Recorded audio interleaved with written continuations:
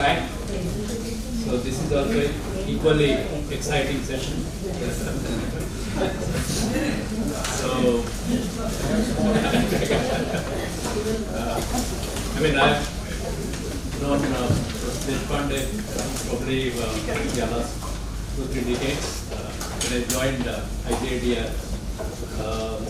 yeah, of course I used to meet with Dantwala much more because of the agriculture connection, but I've read his work on the Bombay labour market and also other papers, got inspiration from his writings.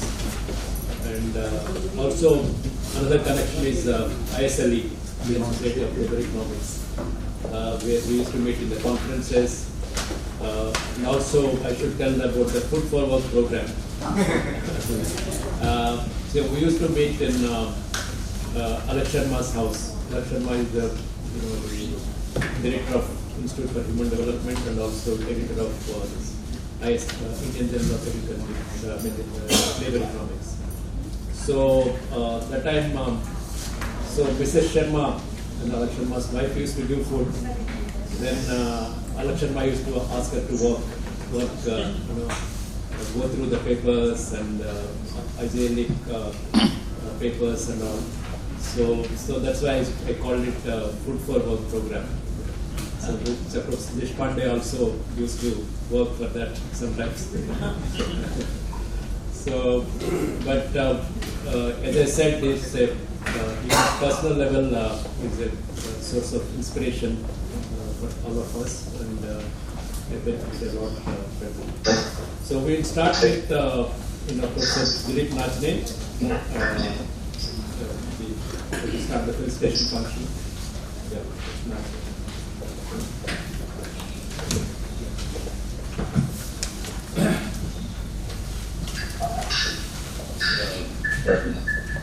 Dr. Mahendra Dev, Dr. Lalit Sudha, Ashish and other members of Dr. Deshpande's family, Dr. Deshpande's friends, students, admirers, and others. Let me begin by complimenting Dr. Shyam Sundar on his enthusiasm and enterprise in publishing this, getting this volume published, and in organizing this function. This scholarship and fine sense of discrimination in the selection of articles, and above all, is Guru Bhakti, a vanishing, if not extinct quality these days. I have known Lalit for the last 50 years or so, condensing a lifetime experience in the space of my generous 10 minutes allowance, okay, is a difficult task. Let me try to do so as well as I can. My mind goes back to the late 1960s when I first met Lalit Deshpande. He was a leader, I believe, in the department at that time. I was a fresh PhD student. I was mortally scared of heights in those days and instinctively avoided tall people. But Lalit's generous and disarming smile always drew people close to him. Soon we were friends, in spite of the difference in seniority, in spite of the difference in age, and of course the difference in heights.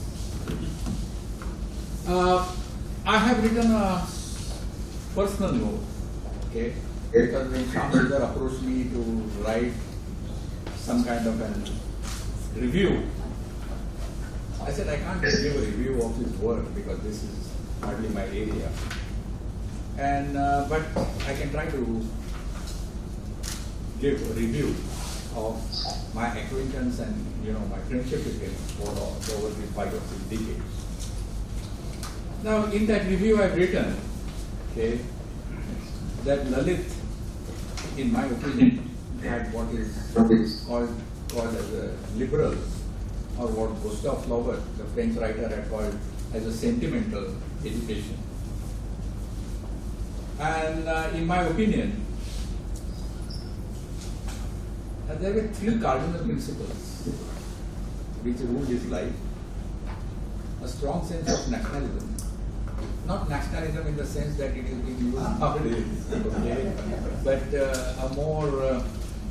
a more pristine version, okay, which was sort of synonymous with the sacrifices in the freedom movement, which he must have witnessed as a child.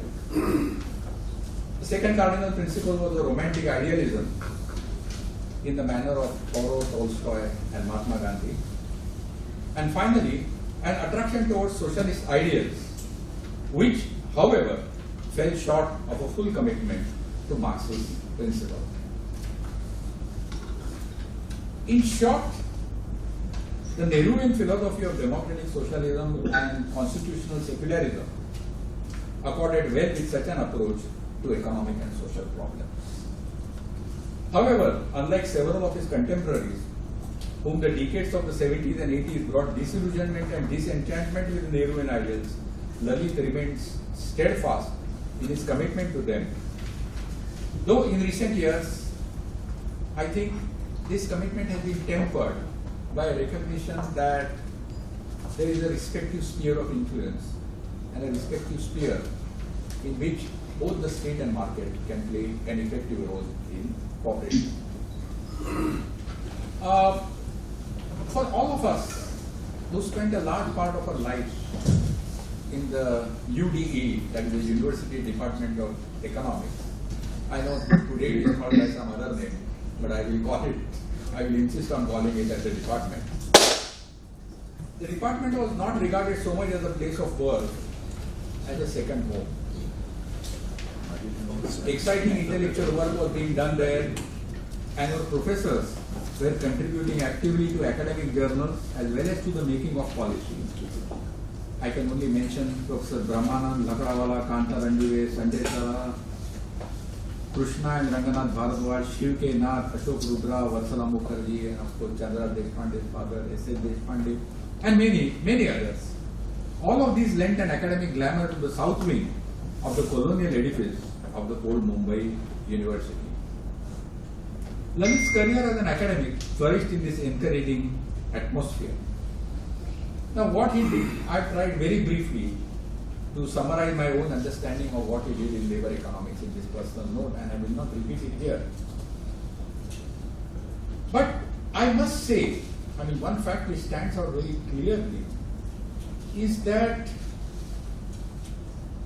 I think the hallmark of Lalit's work on labor economics, unemployment and migration was that it was strongly influenced by liberal principles. He had always been broadly sympathetic to the idea of labor, not so much as a factor of production, but as a source of societal value. This makes him deeply suspicious of some of the modern day thinking of labor reforms, which regards unions as antithetical to national economic interests, and in the guise of introducing flexibility in labor markets, seeks to undermine the traditional safeguards of the laboring class in general. His work on migration is also similarly marked by a strong undercurrent of sympathy for the migrant as a human being rather than as a work automaton. Lalit was favored by nature with a colorful persona. A strikingly tall figure, he carries himself even at the age of 85 years in a graceful and elegant manner. He was always a delightful raconteur, entertaining us with stories, never malicious, about his senior colleagues and from his travels abroad. One of his memorable stories concerns his meeting with the legendary cricketer Sir Don Bradman. Okay, this story has been told to us several times in the department and repeated, by word of mouth by many others. I won't repeat it here. Okay? But it is a great story. Now, many of us try to equalize this record. Okay, when my own daughter, was fortunate enough to go to the World Cup, I told her, then you get some eminent cricketer's signature on a bat, ball, or even a stump, okay? And she did ultimately manage to bring Clive Lloyd's signature on, some such memorabilia, okay? But that is the best I could do. In the Indian Economic Journal room, presided over by the ace masters of sarcasm and irony, Anil Mashruwala and Minish Embonekar, there was frequent good-natured ribbing. The people who entered the doors were of unequal birth and station, but they were all reduced to a common denominator of equality through the ironic jibes of Anil and Vinny. All egos of whatever lineage or dimension were decimated by the acerbic sword of wit. Lalit was a frequent target. Okay? But like all of us, he took it good-naturedly, never losing his temper and always shaking it off with his stentorian laugh. Okay? He was of an extremely generous spirit. I have mentioned one or two personal instances involving me of his generosity, which I'm sure you will read in the volume. No account of Lalit would be complete without Sudha, his wife and constant companion of nearly 60 years. I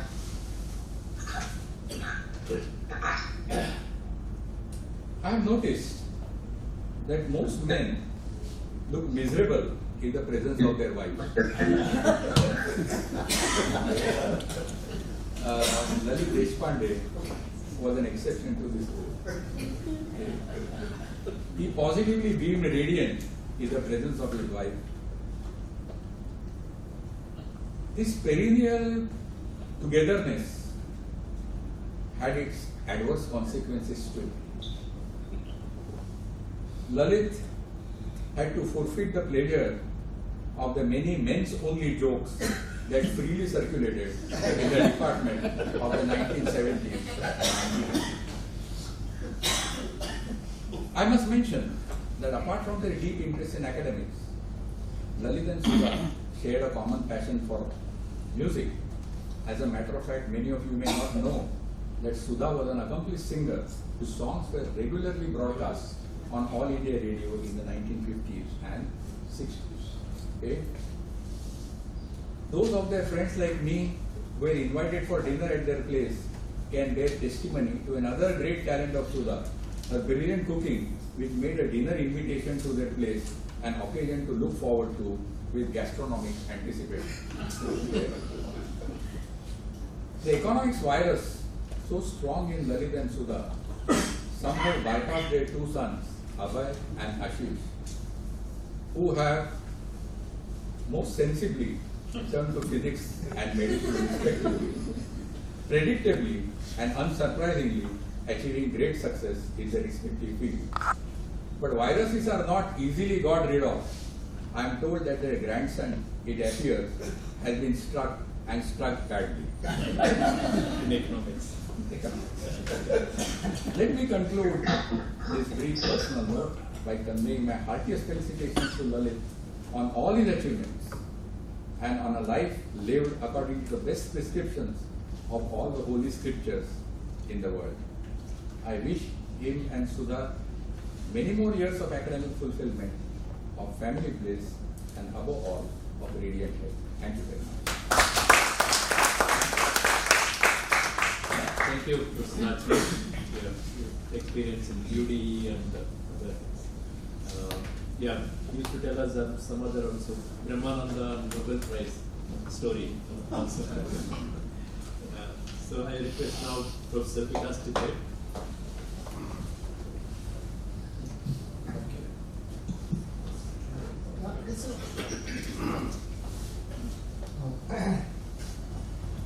I joined, well, before that, some addressing with the people. And again, you person one day family and the colleagues, friends of the Now, trying thank you for inviting me for this felicitation function which I will not ever miss. And thank you, Mr. Chandra, for that. And of course, heartiest congratulations to you on bringing out two precious volumes, which will be a pleasure, I'm sure. I joined the Department of Economics as a MA student in 1958. 58 to 60 was my time spent there, and 60 to 61 I was there. Also registered as a PhD student, but I did not do my PhD there. But I was just born. Huh? Yeah. So 58, 59. And Sudha was my classmate. 1 year junior. 1 year junior. Meghnad, of course, was my Was your classmate. classmate? Meghnad was my classmate. Narottam Shah was my classmate. Yes. Yes, and there was one Surendra Bhatia. But of course, the following year you were in my class. And Brahmanand used to combine the classes. That's how Sudha was my class. Now, when in that year Lalit was a super senior PhD scholar. He was doing his PhD. And we were just enrolled junior MA students. I was looking for some references in the library. And I saw Lalit also there and so on. He was looking at some journal and he was trying to look into it very carefully. He was not able to find something that he wanted. He called me. He says, there is an asterisk and a footnote here. Can you see where the asterisk is? So I looked through and so on. It was first of all a great honor to be asked by such a senior student to help me. So I looked at that and I found that asterisk. I said, look, it is here. And Lalit was extremely happy. Yes, he said. So that made me understand what research was. It was for looking for aesthetics. So I understood that. And I then saw some of the researches later on when I came to Berkeley Institute. That was in 1983. Of course, we kept our friendship through all this time. But in 1983, Lalit gave these famous Kundadatar lectures. Lalit and Sudha came, to which a reference was made. So I sat through all the 4 lectures. I was greatly delighted by those lectures because the approach was completely new. I mean, the approach was, in the first lecture, he analyzed the segmentation in labor market in Bombay. And in the second and third lectures, he traced the origin of that segmentation in the villages by asking the questions to the migrant people who have migrated from the villages. So what was their land holding like? And then what job you are doing now? So from that classification, he arrived at this very original idea that the segmentation in the city begins in the village. And this is really an important idea. Actually, we used to think, okay, all the problems arise in the village. And so accordingly the policies have to be designed. But that the segmentation is there in Bombay and its origin is in the village, I think it's a new perspective. And the way he attacked this problem, the way he arrived at this conclusion is simply remarkable. I think, and then he said that, okay, that means that to solve the urban labor market problem, you have to solve the growth problem of the rural areas. But solving growth problem in the rural areas is not enough because the inequality in the rural areas will continue to create the similar inequality in urban areas and the same segmentation. So it has to be growth with justice. That is what he wrote. Growth with justice. And rural areas must have growth with justice to solve the problem even which arises in the cities. And so that is, that is his main stand, as I can say, that in all his analysis, Lalit has been a great humanitarian. He is not this ism or that ism as you pointed out. And in fact, I describe Lalit in terms of three H's. First H is his humility. Utter humility, that really characterizes Lalit. I'll tell you a story which he told us when he was in America visiting his elder son Abhay and his professor. He met his professor. Lalit said to Abhay's professor, "I have not contributed anything," which of course is false. That is his humility. But when he said, "I have not contributed anything," Abhay's professor said, "But you have contributed, you have given us this very eminent son of yours." So I always remember that, you see. And third H which I remember, of course, is H. His humanitarianism. You see, when he talked about the Bombay rains to us, he said all these kids from Kolivada, they came with cups of tea and what not to eat for the people who were stranded in the floods. See, he was not talking about Hindus, Muslims and so on. Kids from Kolivada. And similarly, so his humor is his third H. Even when he is describing neoclassical non-intervention policy as regards markets, he says it is a hereditary trait. It's a hereditary trait as far as the neoclassicals are concerned to recommend non-interference in the market.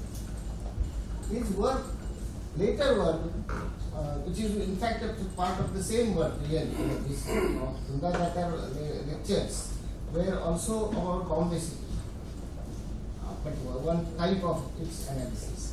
The other work which he did for of the Bombay city, mainly the labor market. Now, flexibility, labor flexibility in Bombay market. Now, of course, I must say that the people present here know about his work much better than I know, but I have read that. And it begins with a demand function for labor which is very traditional.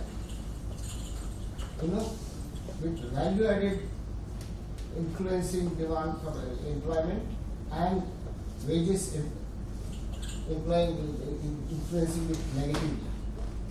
And then he adds other factors to it, like fixed capital per unit of labor and non-permanent working people in that, and so on. And then he gets into unionization. He finds that unionization is not significant. Unionization did not affect employment one way or the other. And various industries, there was no sign of influence of that. In fact, one contribution of Lalit's, which I think is extremely important, is that he finds unions playing a dynamically efficient role. In that, wherever the unions were there, the technology was much more quickly introduced, contrary to our beliefs, and products range was much larger, and also that further that the unions helped to take the rental which arose because of regulation from the capitalist to the labor. So these are very important observations, and documented everything with equations and also with detailed classification. Now these are quite important contributions. And similarly, he pointed out, you see, the fixed capital per worker. This, I also felt that this was the reason why employment did not grow, because of mechanization, automation, etc. But you know, normally it was being said that the employers will naturally resort to automation because union pressure will be against them. But he showed clearly that not only the unions played a positive role, but that one, the fixed capital per unit of labor, that was only mainly in the large and medium industries, and these industries had all the, if you look at the their exits of closures of the firms, they were very much larger than average. So in this also his contribution was quite important. As far as the globalization was concerned, Lalit and Sudha came. Lalit and Sudha, incidentally, Lalit is an honorary fellow, was an honorary fellow of the Indian School of Political Economy, where I now continue to be an honorary fellow. He requested recently to leave this honorary fellowship because of health reasons, so we allowed him to go. But when he had just, when I had just joined as honorary fellow, Lalit and Sudha came and they talked about the effect of globalization, and his conclusions were not entirely against globalization. Globalization improved the lot of some of the categories of workers and also improved the real wages and real incomes of those employed in the various sectors, and also at the same time the real wages of casual and contractual workers. Their real wages actually went up in that period. So his was not a kind of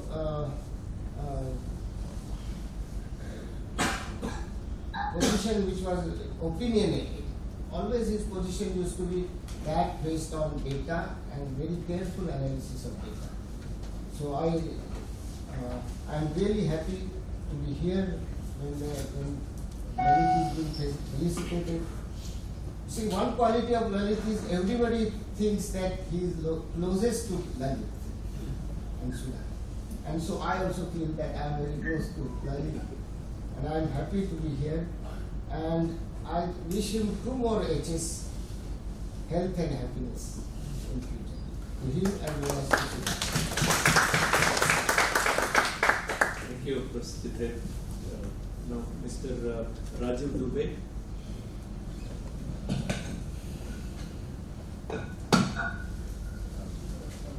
Professor Deshpande and other eminent economists and personalities here, as a mere corporate slave in the company of intellectual giants, I feel quite out of place. More so because I have not had the privilege and good fortune of having interacted with Professor Deshpande before today. But I take courage to speak up in this August gathering, because this collection of essays edited by my good friend Professor Shyam Sundar in honor of Professor Deshpande has left a very deep impression on me. There are 2 basic reasons for this deep impression, and I speak from the heart. Number 1, it has reintroduced me to the joy and the pain of reading academic literature on subjects of economic significance after almost 45 years. I was a passionate and anxious student of economics at St. Stephen's College and the Delhi School of Economics from 1970 to 1975. And reading these essays has reignited that passion and, I must confess, the anxiety that I don't fully understand what is being said by the learned writers. I always felt that, I'm feeling that today too, I must confess that. Number two, very heuristically and with no academic rigor, I have been struggling with two questions, and there is a lot of material in these two books which addresses these two questions. Number one, how should employers view labor? As a short-term cost to be minimized, or as an asset which actually appreciates over time and whose benefits can potentially far outweigh the cost if we invest in labor? The answer to this question, I believe, can vitally change labor management relationships and consequently productivity and innovation. Second question, can corporations and nations be competitive on a sustained basis unless they are at the same time fair and inclusive? If we could get some data-based evidence to show that the three have to go together, competitiveness, fairness, and inclusiveness, I think this too will lead to a paradigm shift in labor management relationships.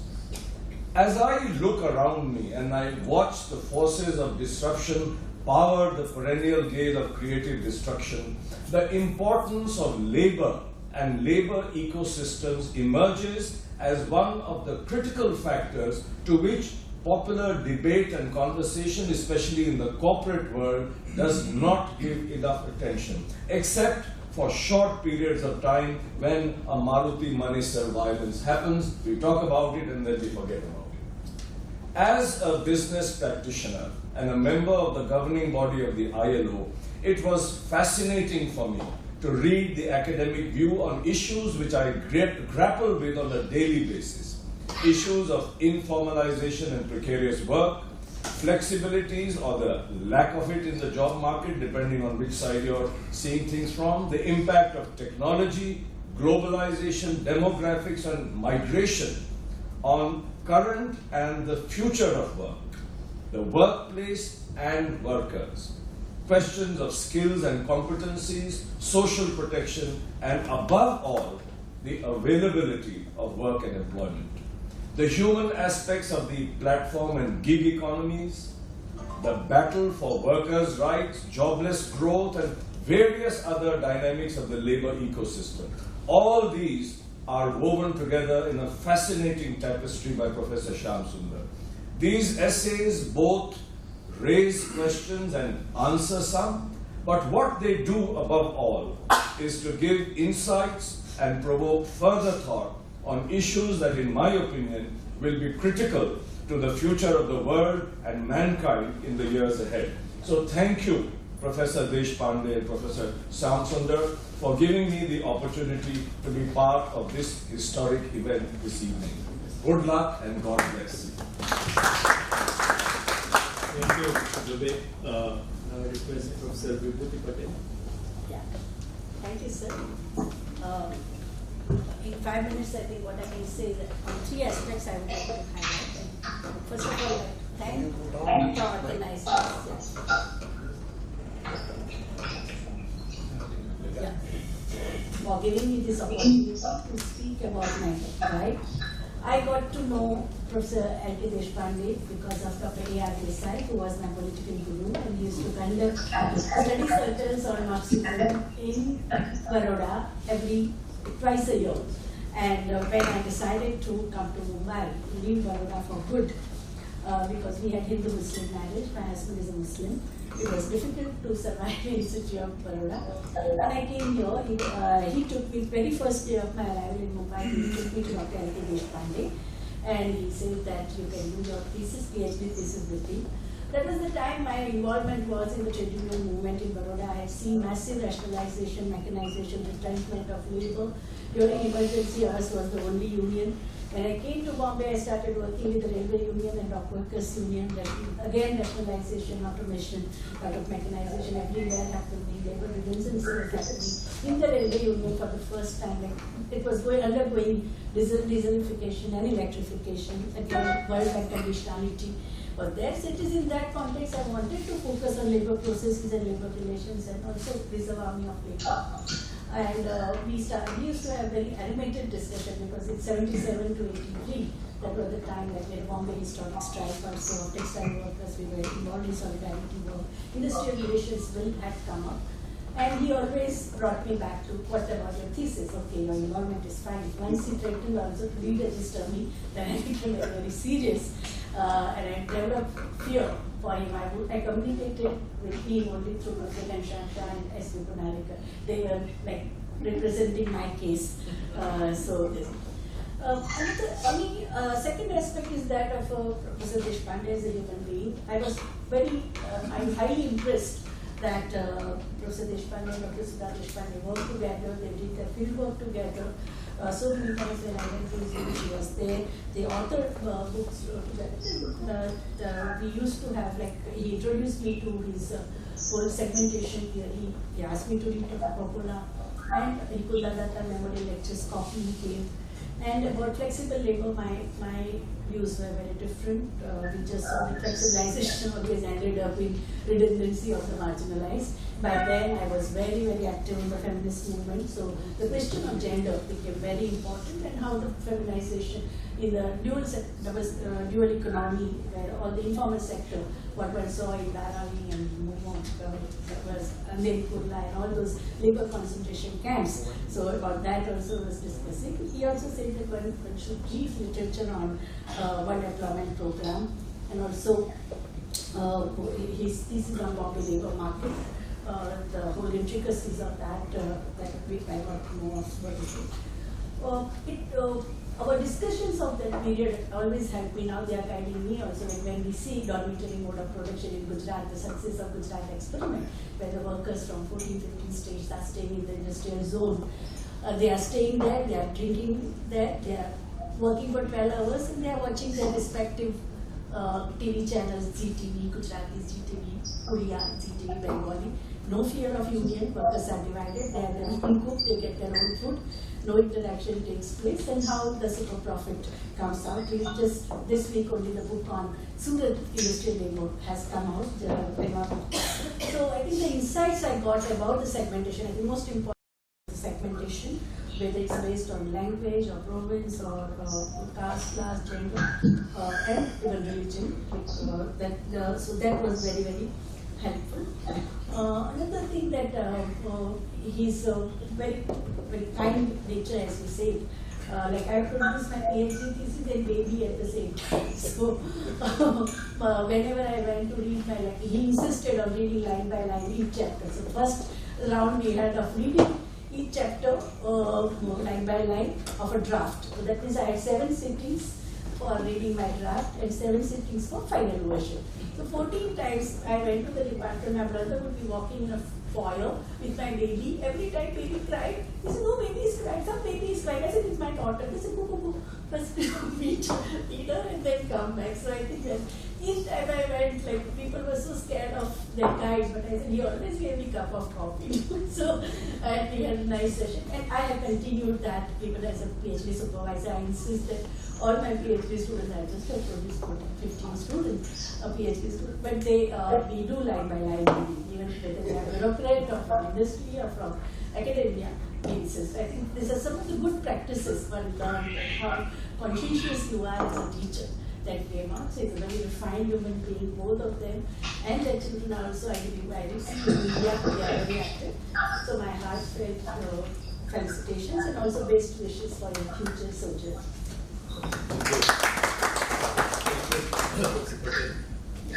Dr. Puru, Secretary, Welfare.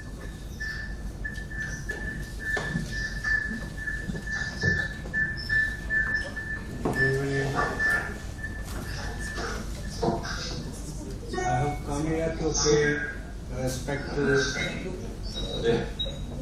Professor Deshpande, and congratulate Dr. Shyam Sundar Mic check. for bringing out the 2 volumes in honor of Dr. L.K.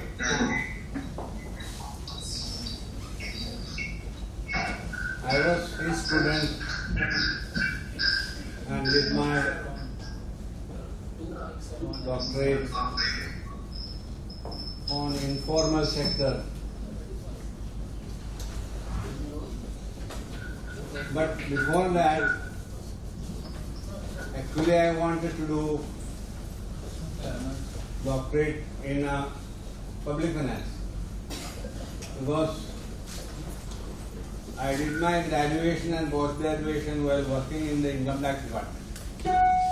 And I had therefore the background of knowing the tax system and all.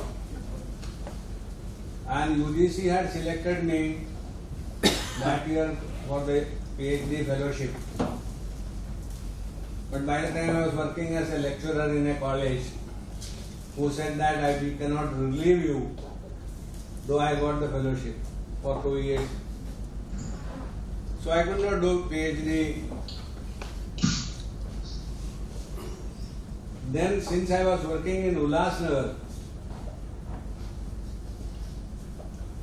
I was reading about the informal industrial activities in Ulhasnagar, and at that time Papola's work on informal sector came to my notice. Then I requested Dr. Deshpande ji whether I can do some work on empirical basis. And then he told me at that time that data will be difficult if you want to do empirical basis.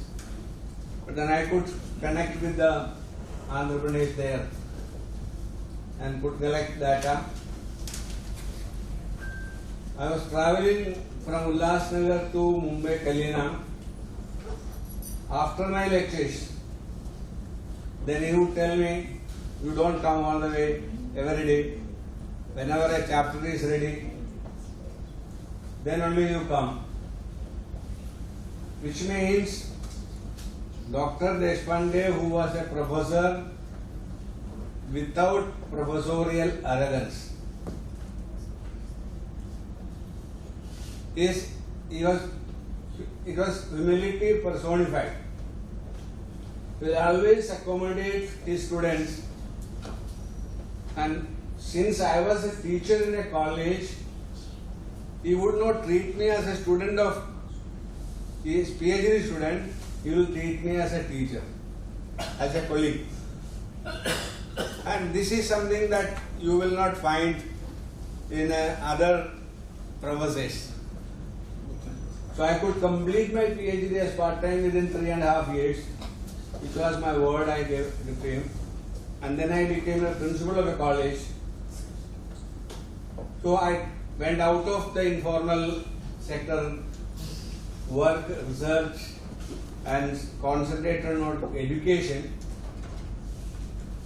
And I would like to request all those young teachers sitting here, people who are working in the department, that now education, formal education is becoming informal. This is something that I would like to tell you, that in the universities and colleges, not even 50% of the teachers are working on formal basis. They have become increasingly ad hoc, temporary, contract, and as a result of which not only teaching is affected, research is affected. So quality of education is going down because of informalization of higher education. Except the central universities, all the state universities in the country, all the affiliating colleges in the country are now faced with a problem of informal employment affecting all this. So I do not want to go into the details of that. I would pay respect to Dr. Deshpande and congratulate Dr. Shamsundar, and I wish Mrs. and Mr. Deshpande live together, enjoy together, and pray for their good health. Thank you very much. Thank you. Now we have. Can you hear me? Yes, all of us can. We are able to hear you. Right. Very good. So first of all, thank you to Shamsundar for taking up this Herculean task and setting up all these volumes, collecting all the contributions, and then organizing this function. I was hoping to be there in person, but based on the final dates that were selected, unfortunately I have too many commitments this week, and I wondered whether I had a choice of canceling those and coming there, or to ask myself what Papa would have done and try to see what I could do.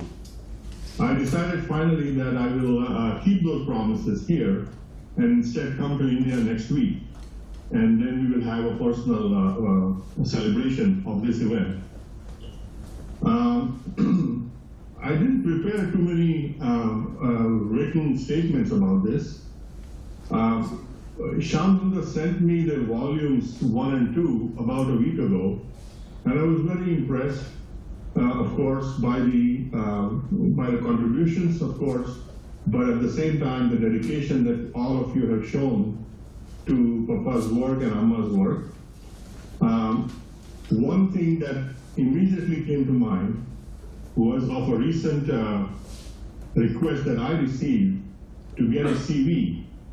Somebody asked for my CV recently, and as you probably have done in your past, you kept your CV up to date when you were fairly young, and then you did not update it for a long time.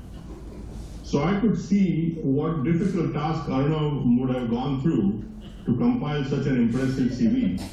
And I would probably congratulate him if he's sitting there somewhere. I would have hired Papa Arnav based on your CV. Dilip Nasne's personal note took me personally on a memory lane as well. Many of you probably have not realized that the atmosphere that existed in the department, we as kids, Ashish and I, were often part of the family, including coming there for when there were no schools, or there was a problem with logistics, I presume, from my parents' side. And so I know most of you from that time. If you knew him before, say, 30 years ago, I probably met you either in the department or at our house for some kind of a dinner. That was also a very common feature in our house. The atmosphere I remember was of equality. Nobody was prohibited from criticism and making jokes of, in particular led by the able Anil Bashirwala and Vinigaka. I remember those. Somebody mentioned, I think Dilip mentioned, that Papa was spared of men's only jokes in the department. I can tell you that it was Vinny and Anil that introduced us to some of the curse words in Marathi.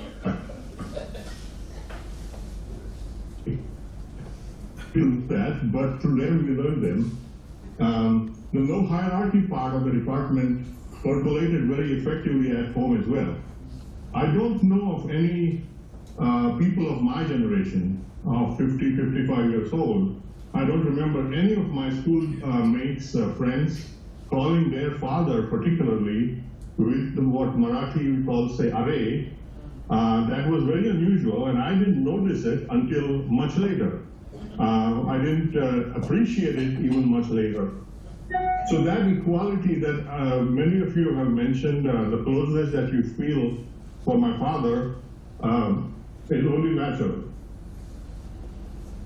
I think Vikas Chitra mentioned that he felt very close and the best friends. I think that also is a sentiment that comes out of my parents' personality. Now, the economic bug that seems to have skipped one generation, that again Dilip Nasne mentioned, There were other books, however, we did not skip. I think the dedication that we saw in my parents working alone at early parts was contagious, I think.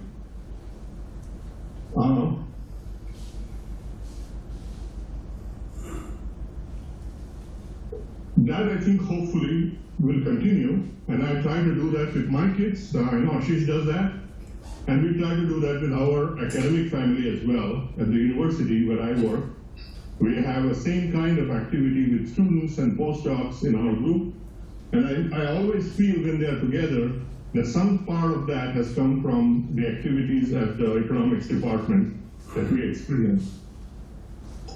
Having said this, I want to wind up now. I've seen some pictures that came through from the morning session sent by our, we have a fan club which is sitting at the end of this room called the Deshpande Extended Family, taking pictures from there and putting it on YouTube, not YouTube, sorry, the WhatsApp. So I've been watching things even from the previous session. So I thank you all for coming together. I thank people who have contributed to this book and written personal notes. And again, for finally, again, Shamsundar, for making this tremendous effort. I cannot imagine how much work he has and time he has spent in. So thank you. I will listen to the rest of it later.